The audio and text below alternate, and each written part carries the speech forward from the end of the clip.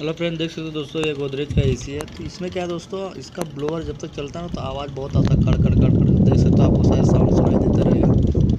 देख सकते हो। तो ये साउंड को दोस्तों अभी हम सही करेंगे तो इसका प्रॉब्लम देखेंगे कैसा है। ये प्रॉब्लम देख सकते हो, ये जो ब्लोअर है ना दोस्तों, तो ये ब्लोअर हमें चेंज करना पड़ेगा। ये देख सकते हो यहाँ पे, अभी आप ध्यान से देखना है तो ये देख सकते हो ब्लोअर में डिसबैलेंसिंग है। ये देख सकते हो हिल रहा है ये, इसी वजह से हमारे एसी में साउंड आ रहा है। तो इसका मतलब ये ब्लोअर ख़राब है। तो हम इसको ब्लोअर चेंज करेंगे, ये ओके हो जाएगा।